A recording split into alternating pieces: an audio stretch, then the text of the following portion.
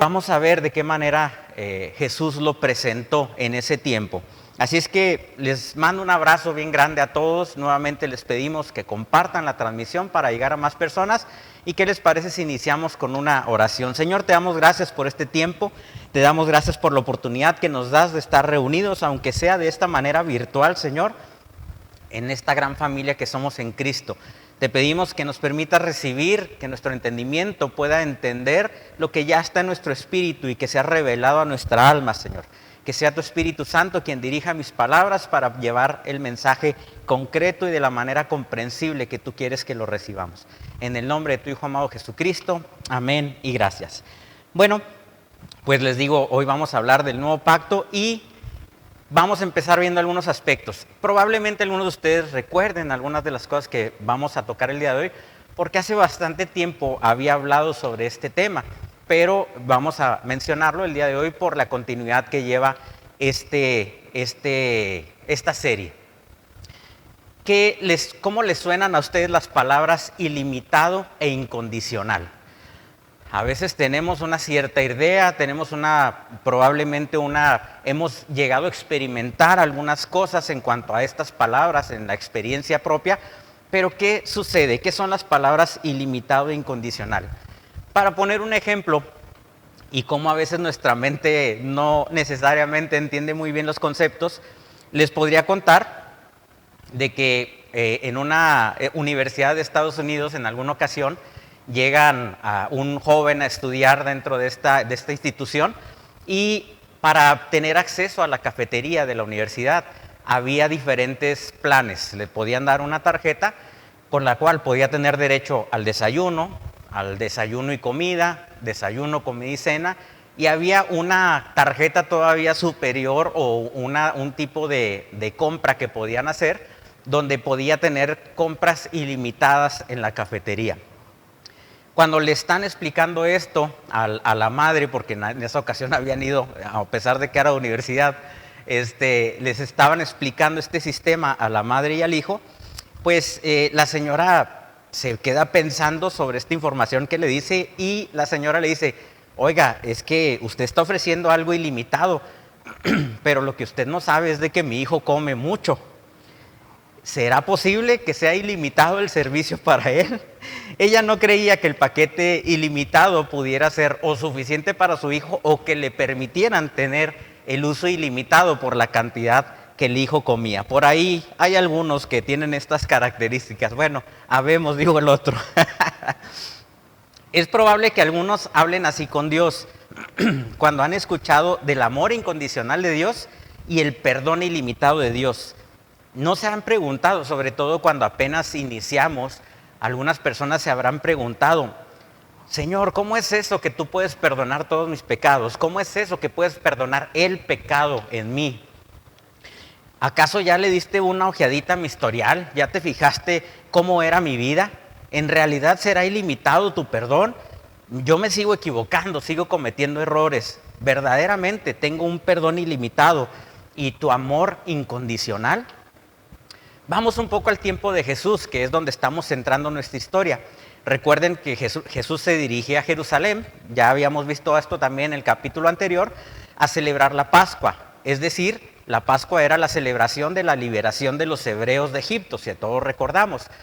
Pero lo contrastante era que estaban viviendo en un tiempo donde eran una nación dominada por el Imperio Romano. Todos sabemos esto.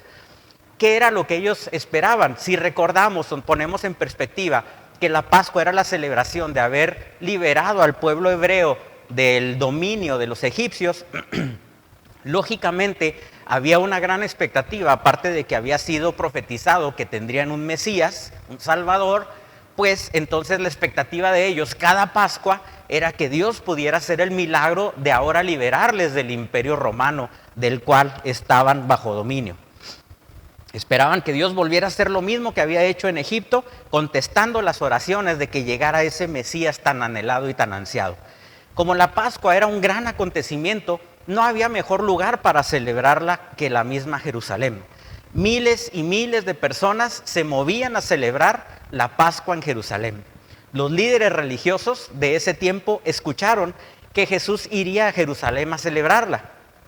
Esta era la gran oportunidad de esos líderes religiosos para poder atraparlo y encontrarlo, que probablemente podría ser difícil entre toda la multitud, pero sin duda creían que él estaría ahí y sería la oportunidad perfecta para detenerlo. Les mandamos un abrazo a todas las personas que nos están viendo de cualquier lugar de nuestro país, de otros países, y nos da mucho gusto estar conectados con ustedes.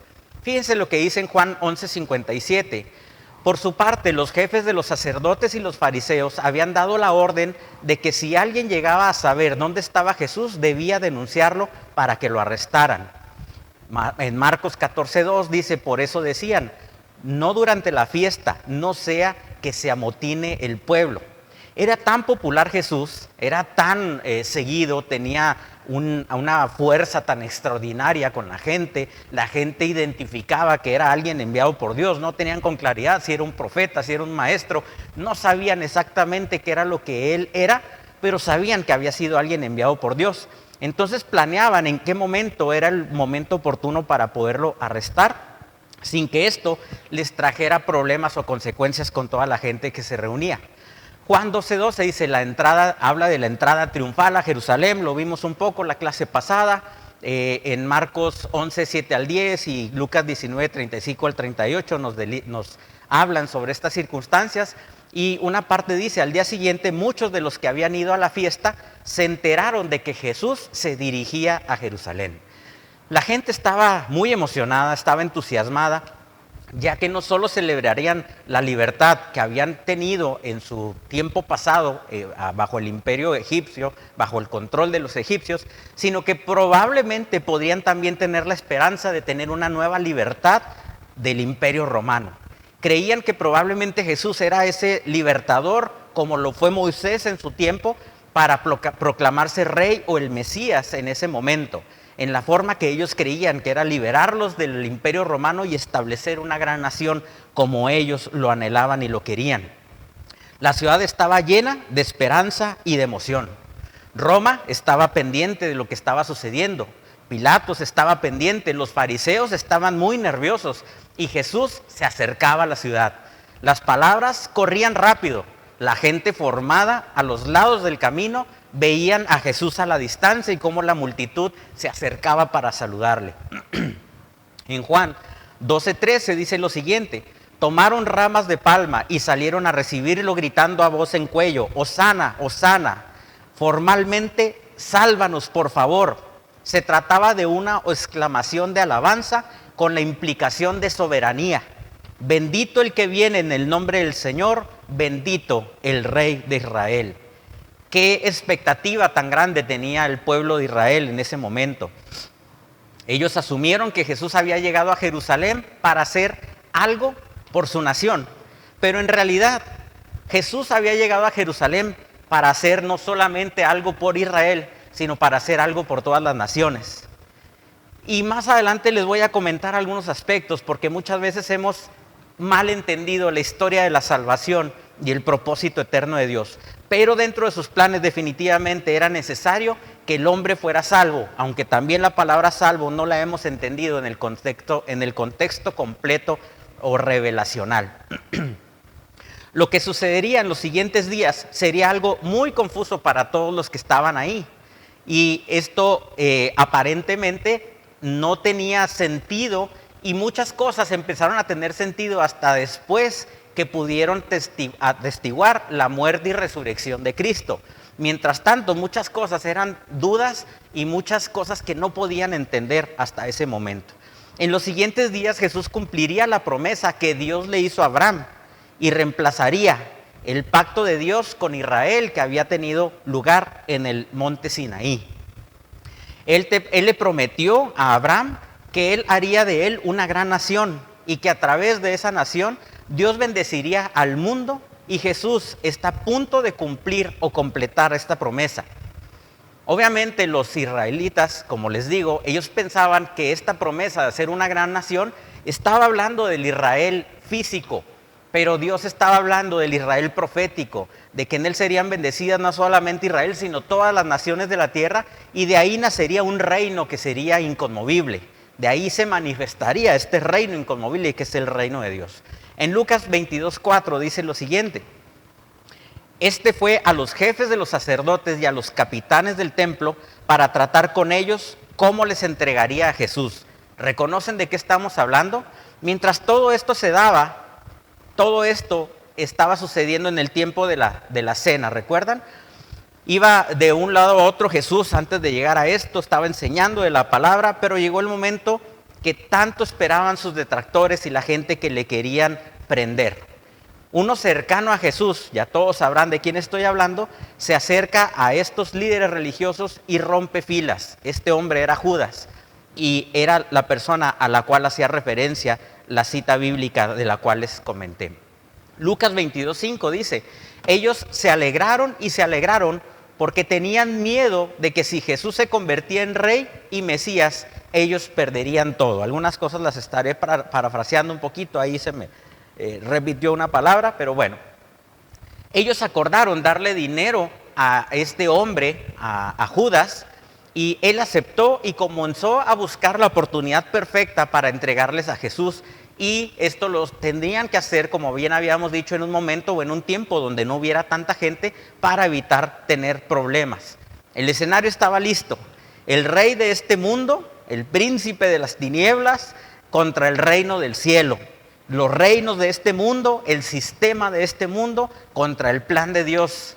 El sistema de este mundo contra Dios mismo. Pero antes de que esto sucediera, Jesús tenía que atar dos cabos sueltos antes de partir, y la cena de Pascua era el momento perfecto para hacerlo. Mateo 26:26 dice lo siguiente: mientras comían, Jesús tomó el pan y lo bendijo, luego lo partió y se lo dio a sus discípulos diciendo: tomen y coman, esto es mi cuerpo. En la versión de Lucas 22:19 dice: este pan es mi cuerpo entregado por ustedes. Qué impresionante, ¿no? Yo creo que los discípulos no sabían de qué estaba hablando Jesús en ese momento. Seguramente se han de haber visto entre sí y dijeron: en realidad, ¿fue correcto lo que oímos? ¿Habrá dicho lo que escuchamos? ¿Este es tu cuerpo? Pero espera, esto no es todo lo que Jesús les dijo. Esto todavía se iba a poner más raro para ellos y hasta cierto punto ofensivo para sus creencias y hasta cierto punto herético para lo que ellos creían hasta ese momento. Jesús les dijo: hagan esto en memoria de mí. Yo creo que cuando Él dijo en memoria, empezaron a pensar o empezaron a creer. Ya tengo, muchas gracias, Bully. Me ofrecía Bully agua, gracias. Cuando Él dijo que hicieran esto en memoria, probablemente ellos pensaron, han de haber dicho: no tienes que recordarnos en memoria de qué tenemos que hacerlo, recuerden en memoria de qué se hacía la Pascua. Nos lo han enseñado desde que éramos niños, con nuestros padres y abuelos, a través de generaciones. Dios en Egipto liberó a su gente y Faraón, por oponerse a la liberación del pueblo, le sobrevinieron grandes desgracias. Sabemos exactamente en cuestión de qué tenemos que recordar la Pascua. Jesús seguramente ha de haber sonreído si ellos hubieran expresado esto y les hubiera dicho: todo esto está a punto de cambiar o ha cambiado. Desde ahora, cuando celebren la Pascua, harán esto en mi memoria. ¿Se imaginan ustedes el impacto que tuvo que haber sido lo que Jesús les dijo? Recuerden que para ellos Moisés era un héroe nacional. Para ellos Moisés era el escogido de Dios en ese momento para darles libertad ante Egipto. Era alguien que no podía ser ocupado su lugar por nadie más. Y como no tenían un entendimiento todavía total de lo que realmente era Jesús, seguramente esto era algo que les volaba la cabeza. ¿Este es tu cuerpo? ¿Se imaginan qué habrán pensado de todo eso? En ese momento tenían ya suficiente como para abandonar la cena y decir: ¿sabes qué, Señor? Te respetamos, eres un excelente maestro, pero creo que andas un poquito equivocado con lo que nos estás diciendo. Estás contradiciendo a Moisés. Es más, estás incluso queriendo tomar su lugar. Probablemente ese sería el pensamiento natural de ellos. Te has metido con Moisés y los líderes religiosos están furiosos, pero ya meterte con la Pascua, esto ya es demasiado, probablemente pensaron ellos. No puedes querer hacer que ahora la Pascua se trate de ti cuando es algo que venimos arrastrando y conociendo y admirando desde generaciones atrás. Imagínense diciéndoles que a partir de ahora ustedes tendrían que celebrar algo por mí. Obviamente no me estoy comparando, simplemente estoy poniendo en perspectiva lo que ellos estaban viendo, a un hombre que estaba en ese momento, que pudieron creer y pensar que era alguien enviado de alguna manera por Dios, pero que no entendían todavía la profundidad de lo que Jesús estaba viniendo a establecer. Si eso pasara, tendrían que salir huyendo claramente. Si yo les dijera que celebraran algo en mi nombre, esto sería totalmente absurdo. Pues esto era algo similar a lo que estaba sucediendo e igual de perturbador de lo que el pueblo judío podía sentir si oían las palabras de Jesús. Jesús, bajo un entendimiento humano, no podía establecer que la Pascua se tratara de él. Esto tenía que ser revelado, no podía ser entendido de otra manera. Y eso solo era el principio de la cena. Aún habían muchas cosas más que habrían de suceder. A lo mejor los discípulos pudieron pensar, quizás entendimos mal, vamos a continuar cenando y vamos a dejar que el tiempo pase, vamos a ver qué pasa. En Lucas 22:20 dice lo siguiente: de la misma manera tomó la copa después de la cena y dijo, esta copa es, y seguramente mientras él decía esto, han de haber pensado sus discípulos, espérate Jesús, ya sabemos lo que la copa significa. Significa la sangre del cordero en Egipto que fue puesta en los dinteles de las puertas para que el ángel de la muerte no tocara a nuestros primogénitos. Significaba la salvación de nuestros hijos. Eso ya lo sabemos, nos lo han enseñado desde niños.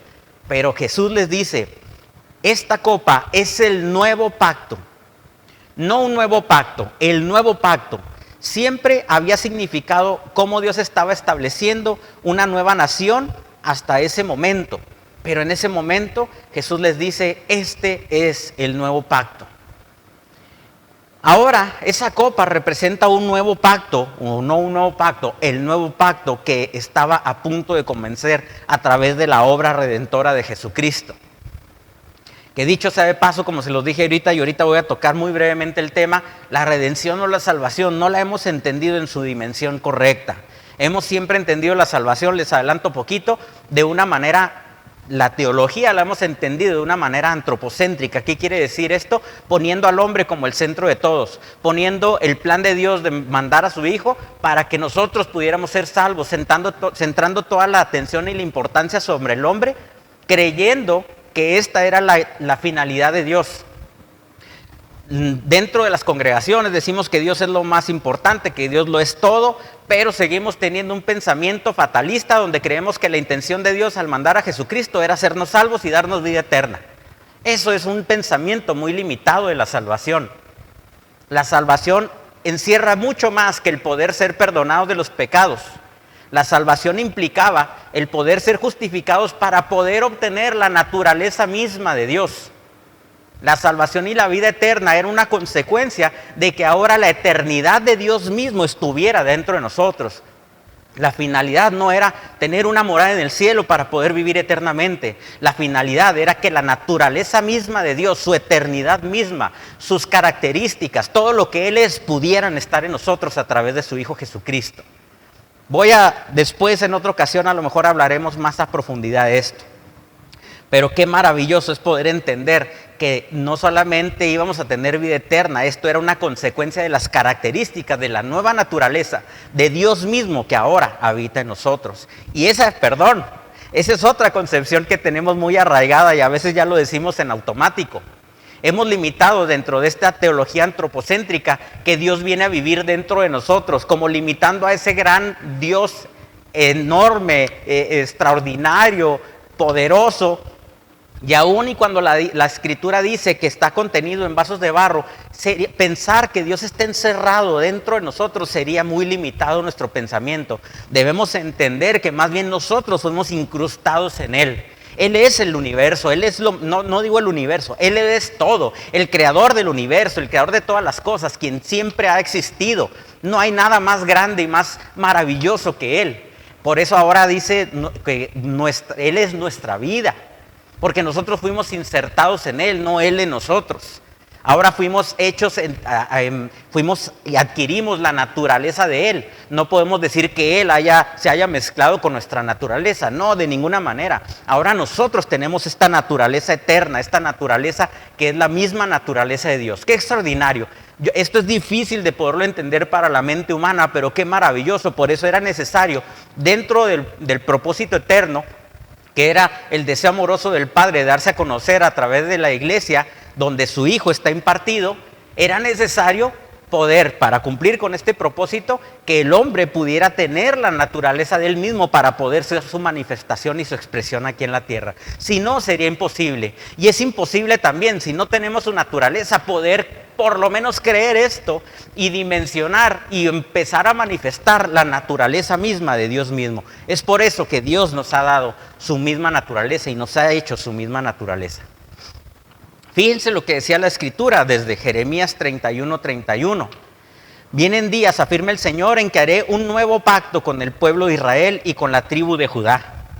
No será un pacto como el que hice con sus antepasados el día en que los tomé de la mano y los saqué de Egipto. Ahí les estaba aclarando ya desde entonces. Ese pacto donde Moisés baja con los mandamientos, ¿recuerdan? Y donde se establecieron todas las leyes y normas. Y les dice, no será como ese pacto. Era muy probable que ellos se preguntaran si sería similar o cómo sería este nuevo pacto. Y el profeta Jeremías había dado esa respuesta mucho tiempo atrás, antes de que Jesús llegara a esta tierra. Jeremías 31:33 dice, este es el pacto que después de aquel tiempo haré con el pueblo de Israel, afirma el Señor. Pondré mi ley en su mente y la escribiré en su corazón. Yo seré su Dios y ellos serán mi pueblo. Volviendo a la cena, esta copa es el nuevo pacto, les dijo Jesús. El que fue profetizado mucho tiempo atrás, el que deberían estar esperando, está por comenzar algo totalmente diferente. Y este pacto, gracias a la promesa hecha a Abraham, ya no solo era con una nación, sino con todas las naciones del mundo. Qué extraordinario recordar la promesa que fue hecha a Abraham y escuchar lo que le dijo, que en él serían bendecidas todas las naciones de la tierra. Para entender un poquito mejor lo de los pactos, voy a explicar un poquito 3 tipos de pactos que existían en la antigüedad. El primer pacto, y a lo mejor irán a recordar un poquito cuando les había hablado anteriormente de esto, es el pacto o tratado de paridad bilateral. ¿Qué significa esto? Es un pacto entre 2 personas iguales, con las mismas capacidades, con los mismos derechos, con las mismas obligaciones. Están obligados a las mismas cosas, es como un contrato de negocios en igualdad de términos para ambas partes. Este sería un pacto o tratado de paridad bilateral. Después había otro tipo de pacto que era el bilateral de soberanía. Un tratado bilateral de soberanía, un pacto bilateral de soberanía. ¿Qué significa esto? Un soberano podría ser un rey o una persona en eminencia, en poder. Este rey dictaba términos y condiciones a las personas de menor poder o a un vasallo, y que no tenía ese vasallo opciones dentro del asunto, no tenía voz ni voto, simplemente el rey establecía los términos de cómo se harían las cosas. Por ejemplo, cuando se establece un toque de queda, la ciudadanía tiene que acatar las leyes que se establece por un gobernante. O como un padre poniendo condiciones a su hijo cuando le va a prestar su coche, por ejemplo. Te voy a prestar el carro, el vehículo, tienes que regresar a las 10 de la noche a más tardar. Si no lo haces, no habrá permiso para la próxima vez. Este es un pacto soberano, donde una autoridad está ejerciendo un pacto con una persona. Normalmente el hijo agradece y siente cierto temor incluso hacia el padre de no cumplir con esas reglas. Bueno, ahora ya algunos no son tan temerosos de los padres, ¿verdad? Que en muchas ocasiones es responsabilidad. No estoy hablando de un temor de infundir miedo, sino hablando de respeto, de entender autoridad, de entender obediencia. La relación de Dios con Israel era de este tipo. Dios les daba las reglas y los términos. Cuando Moisés, recordamos que bajó del monte Sinaí, le dio no solamente, en ese momento los 10 mandamientos, pero además le dio más de 600 leyes que tenían que cumplir. Todo esto dirigido específicamente en el tiempo de y para los hebreos, que es algo que a veces también no se entiende normalmente. Todo esto había sucedido en el tiempo de Moisés. Dios estaba estableciendo una nación con una constitución, con reglas y principios que se tenían que seguir. Obedézcanme, no adoren a otros dioses, guarden mis leyes y mis mandamientos y yo los mantendré a salvo. Les daré la victoria en las batallas, pero si no cumplen con mis reglas y adoran a otros dioses, no los protegeré y no estaré más con ustedes. Había condiciones, había reglas que se tenían que cumplir. Se podían perder ciertos derechos o beneficios si no se hacían las cosas de la manera correcta. Y durante toda la historia eran fieles a Dios, pero en ocasiones eran infieles. Cometían errores, dejaban de escuchar la voz de Dios, dejaban de escuchar la voz de los profetas, y vemos esto a lo largo de toda la historia bíblica. Incluso llegó un tiempo donde Dios, por la desobediencia de los hombres, del pueblo de Israel, llegó a tener un periodo que se le llama el silencio, el periodo del silencio de Dios, donde hubo un periodo de 400 años de silencio, justamente que empezaron o terminaron, mejor dicho, cuando Jesús iba a llegar a esta tierra. Abandonaron a Dios, adoraron a otros dioses y estaban rompiendo el acuerdo que habían hecho con Dios. Hicieron lo que no debían hacer. Pero hay un tercer tipo de pacto, un pacto basado en una promesa, un pacto promisorio. Estos tres tipos de pactos se hacían en tiempos antiguos. En este nuevo tipo de pacto, o en este tercer tipo de pacto, mejor dicho, este pacto era muy importante. Y solamente una parte era la que se obligaba a sí misma para beneficio de alguien más. Yo no sé si empiezas a captar un poquito de lo que estoy hablando. La otra parte no tenía una obligación, sino más bien era beneficiario del pacto que esa persona establecía para beneficio también de otros. Este pacto era incondicional. La mejor manera de entender probablemente este pacto es cuando probablemente algunos en la adolescencia tuvieron algún amor platónico en la escuela y le prometían: te voy a amar por toda la eternidad, no importa que tú no me ames, no importa que tú no estés, no importa cuán lejos pudieras estar, yo siempre te amaré toda la vida.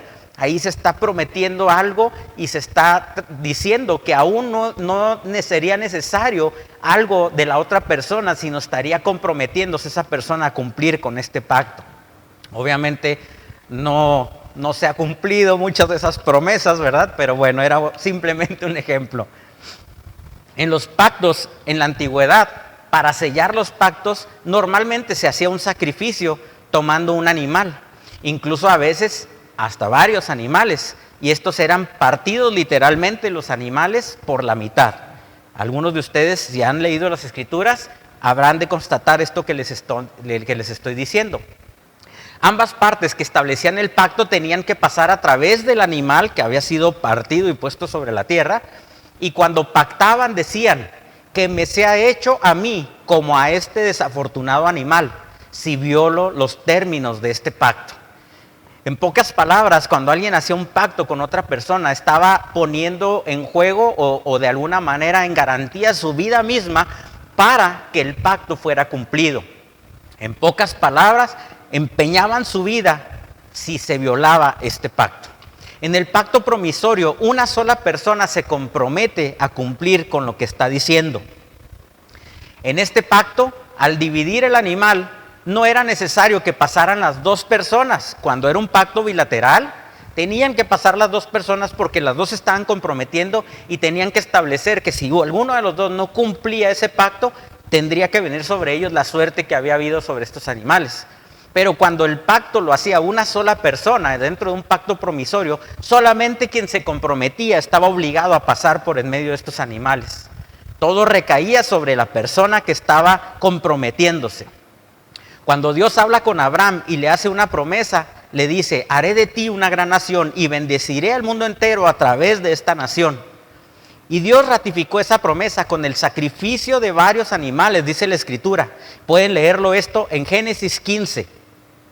Y Él pasó sobre ellos, Dios mismo pasó sobre ellos, dice que pasó una columna de fuego sobre ellos, un fuego, y los consumió, pero pasó por en medio de estos sacrificios, porque era su promesa y recaía sobre Él la promesa de lo que estaba comprometiéndose a hacer. De hecho, dice la Escritura que Él juró por sí mismo, no habiendo nadie mayor por quien más jurar. Qué extraordinario que Dios mismo estaba comprometiendo su propia integridad, su propia existencia que era eterna, comprometiéndose a que Él cumpliría con este pacto. ¿Te das cuenta la magnitud de lo que Dios estaba haciendo? Esto es algo extraordinario. Obviamente sabemos que Dios es infalible y por eso yo creo que había esa seguridad de poder comprometerse a esto. Ahora, aquí viene la pregunta. Jesús señala en la Pascua que se establecería el nuevo pacto. ¿Cuál sería ese pacto? Y Jesús le responde la pregunta de esta manera. Esta copa es el nuevo pacto. Y enseguida dice, ¿qué tipo de pacto sería? En mi sangre. Y haré el papel del animal sacrificado. Qué impactante. Todos hemos oído que a Jesús se le conoce como el Cordero Pascual, el Cordero de la Pascua. Sabemos que su sacrificio fue uno y para siempre, y estaba estableciéndolo ahí en ese momento. Y esto era necesario para poder iniciar con este nuevo pacto. Probablemente ellos pensaron, ok, esa es tu parte, ¿cuál es la nuestra? Y Jesús les dijo, continuando, que esta sangre que es derramada por ustedes. Qué extraordinario poder haber vivido este tiempo, por una parte. Por otra parte, a lo mejor no hubiéramos entendido nada de lo que Jesús estaba diciendo. Esto les fue dicho a ellos para que después lo comunicaran a otros y llegara este mensaje al mundo entero. Les estaba diciendo, ustedes son los beneficiarios. Yo, que estoy del lado de la parte de Dios, formo parte de lo que para ustedes hoy podrán recibir a través de mi muerte y resurrección. En otras palabras, este pacto tiene que ver con ustedes, pero está sobre mí. Mateo 26-28 dice, esto es mi sangre del pacto que es derramada por muchos para el perdón de pecados. Estás diciendo que estás estableciendo, Jesús, el nuevo pacto del cual hablaba Jeremías y que tú representas a Dios para hacerlo. ¿Habrá sido confuso esto para ellos en ese tiempo? Ellos podrían decir, pero si antes celebrábamos que Dios había sacado a nuestros padres de Egipto y ahora dices que debemos celebrar el establecimiento del nuevo pacto. Esto realmente era muy difícil de entender para ellos. Recuerden que muchas de las cosas de las que habló Jesús no tuvieron sentido hasta después de su muerte y resurrección. Como algo que yo creo que todos saben, los evangelios fueron escritos después de la muerte y resurrección de Cristo. Fue una recopilación hasta cierto punto de hechos importantes que los apóstoles, algunos de ellos, otros escritores o otros que transmitieron a un escritor, manifestaron dentro de la escritura. Y por eso podemos ver que no solamente narraron algunos hechos, sino que ya entendiendo parte de la revelación de lo que había sucedido, escribieron o añadieron algunas cosas, como que, por ejemplo, el versículo probablemente más famoso de la Biblia, Juan 3:16, porque de tal manera amó Dios al mundo, que dio a su Hijo unigénito para que todo aquel que en Él cree no se pierda, mas tenga vida eterna. Eso pudo entenderlo Juan después de haber experimentado y vivido todo lo que había pasado a través de Jesús. ¿Cómo que sobre tu sangre? Seguramente le han de haber preguntado a Jesús. ¿Estás hablando en serio? Eres el más popular de la ciudad. Eres quien la gente ve como su Mesías. ¿Cómo podrías decir que vas a tener que morir? La gente quiere, pasando la Pascua, proclamarte rey. ¿Qué nos estás diciendo? No tiene sentido lo que nos dices. ¿Cómo dices que este pacto que empieza tendrá que ser ratificado en tu sangre para el perdón de pecados? Eso lo hacemos en el templo y lo hemos hecho toda la vida. Vamos al templo, sacrificamos un cordero y recibimos el perdón por nuestros pecados. Pero ahora nos dices que tú ocuparás el lugar del cordero para perdonar nuestros pecados. Jesús, aun cuando esto sea verdad y literal, solo puedes derramar tu sangre una vez. Su pensamiento era que cada año tendría que haber un sacrificio. ¿Cómo era posible que Jesús les dijera que tenía que entregar su vida para perdonar los pecados si solamente podría hacerlo una sola vez, bajo un entendimiento lógico y humano? Pero vamos al momento en que Juan el Bautista en el río Jordán les dice en Juan 1:29, aquí tienen al Cordero de Dios, Él solo como único sacrificio y para todos que quita el pecado del mundo, parafraseando un poquito. Un pacto que quedaría inaugurado con clavos romanos. El imperio que mejor representaba los reinos de este mundo, los reinos y el sistema aparentemente estaban obteniendo la victoria contra el reino de Dios. Pero Dios tenía en sus manos algo mucho más grande que nadie se esperaba en ese momento.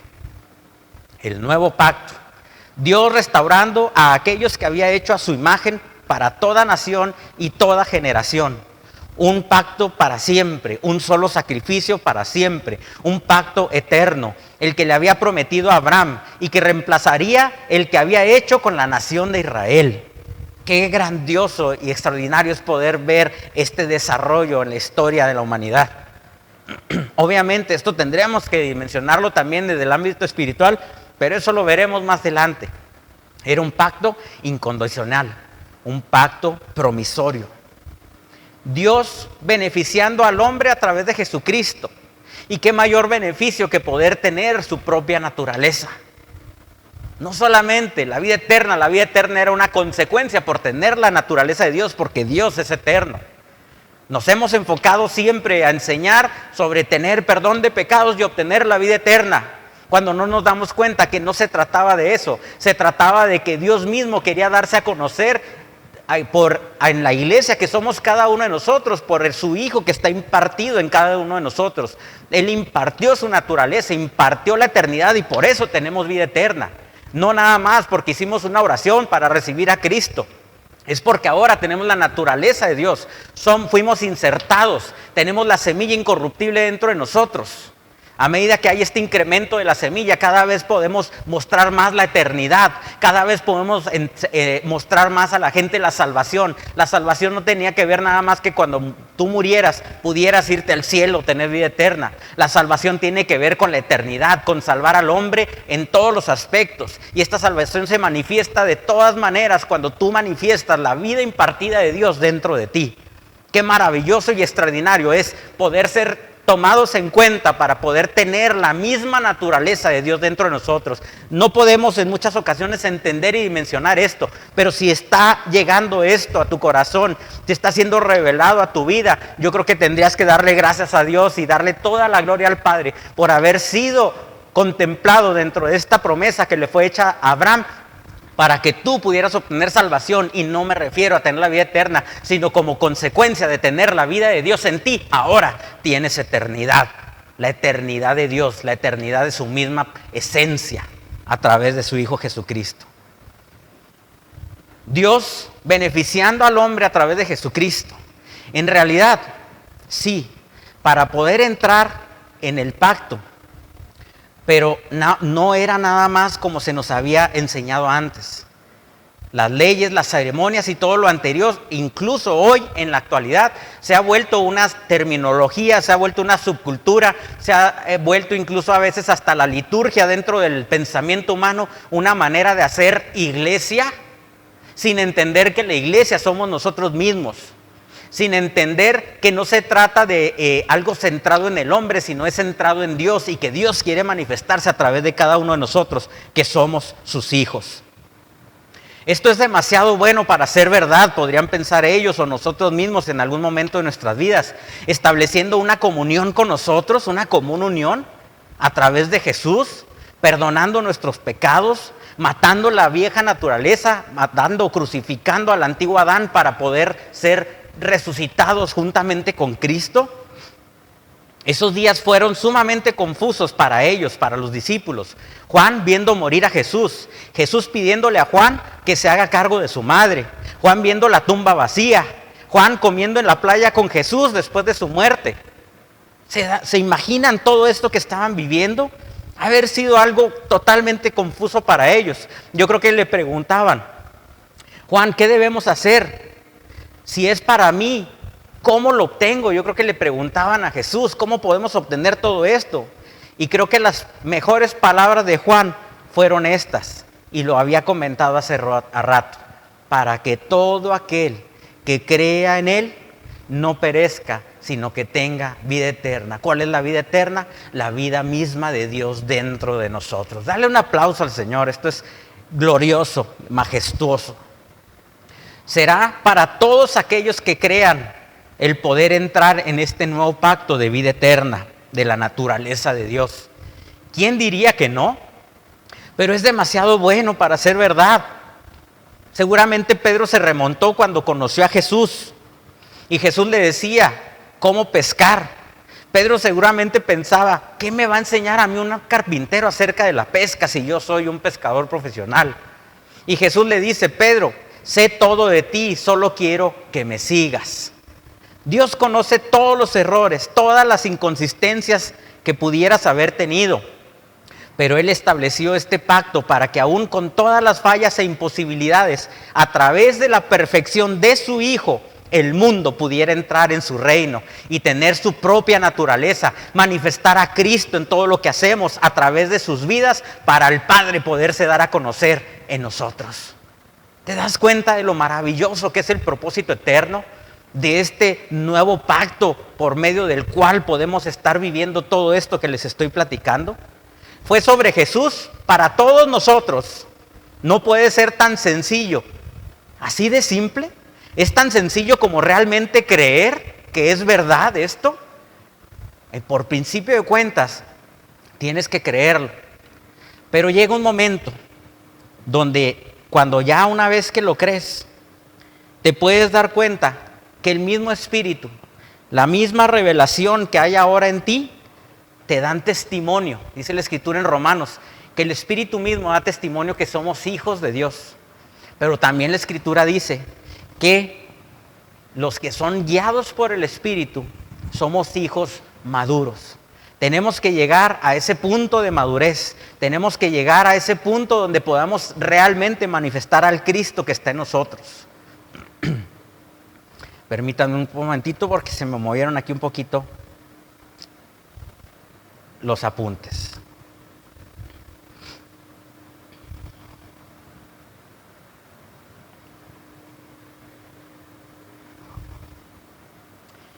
Estás diciendo que estás estableciendo el nuevo pacto del cual hablaba Jeremías.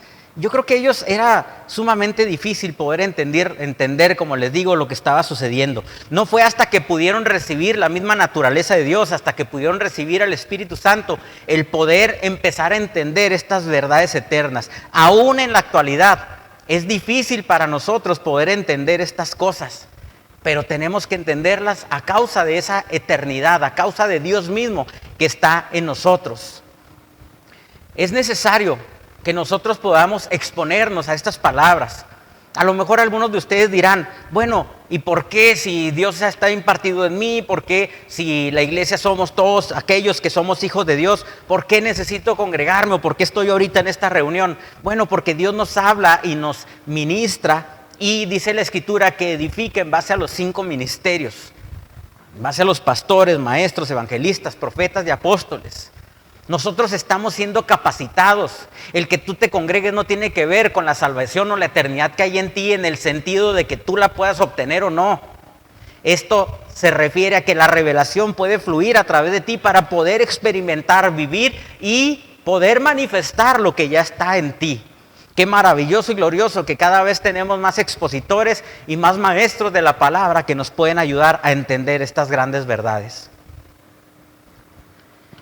Yo quiero terminar este estudio que estoy compartiendo con ustedes de la siguiente manera. Ya hemos llegado al tiempo de terminar, próximamente estaremos hablando y ya estamos muy próximos a terminar de este estudio. Pero yo quiero decirte que la salvación va mucho más de poder morir y llegar al cielo. La salvación tiene que ver con la eternidad que está dentro de ti, con Dios mismo que está dentro de ti. Debemos ser manifestantes de su propósito eterno. El propósito eterno, como se los dije, se los vuelvo a repetir, es el deseo amoroso del Padre o la voluntad amorosa del Padre de darse a conocer a través de su Hijo Jesucristo, que está impartido en cada uno de nosotros para que Él sea el todo en todos.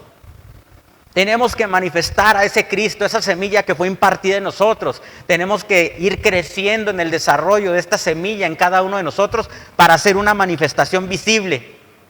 Esa semilla está en ti y está en mí. ¿Cómo podemos desarrollar esto conociendo más de Él, teniendo nuestros oídos espirituales, nuestros sentidos espirituales abiertos para trabajar verdaderamente como un ser humano integral, donde nuestra alma está recibiendo y siendo gobernada por el Espíritu y está accionando por medio de este cuerpo bajo el gobierno de Dios mismo, bajo la vida, bajo la ley del Espíritu de vida que está en ti, que es la vida Zoe, la vida de Cristo impartida en nosotros? Yo te felicito si has tomado la decisión de creer en Jesucristo, de creer en esta palabra, porque tú eres partícipe de este propósito eterno y ahora tienes la naturaleza de Dios en ti. No te pierdas los siguientes capítulos porque seguiremos explorando las cosas que estaba realizando Jesús para que pudiéramos llegar a este tiempo en el cual estamos viviendo hoy.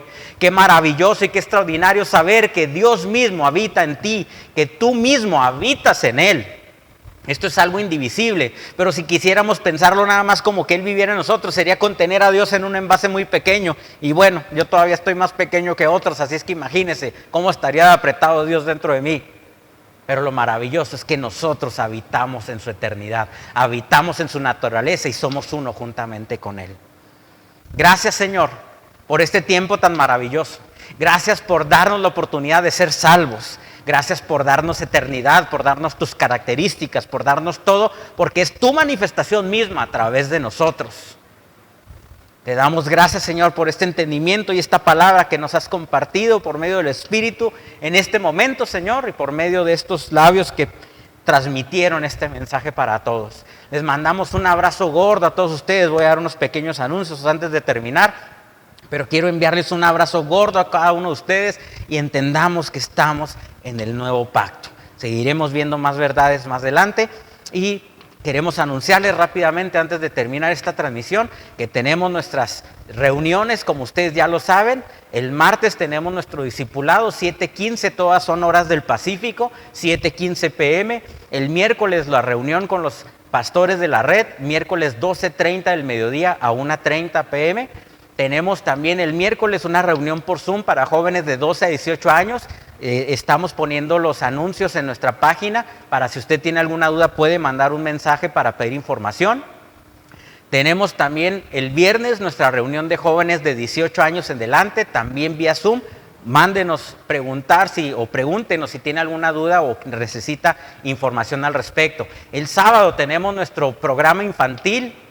Recuerden que es a las 12 del mediodía, Embajadores del Reino, no se lo pierdan, es un programa extraordinario para nuestros niños. Y obviamente los domingos nos vemos a las 12 del mediodía. Muchas gracias a todas las personas que han estado sembrando en este ministerio, no porque lo digamos nosotros, sino porque lo dice la Escritura, que nuestras semillas siempre serán multiplicadas de una manera extraordinaria. Creemos en los principios de Dios, dice la Escritura que Dios no es hijo de hombre para que mienta ni se arrepienta. Lo que tú siembras, cosechas y lo cosechas sobreabundantemente. Familia, en nombre de todo el cuerpo pastoral, les mandamos un fuerte abrazo, les amamos mucho y nos vemos la próxima semana. Gracias.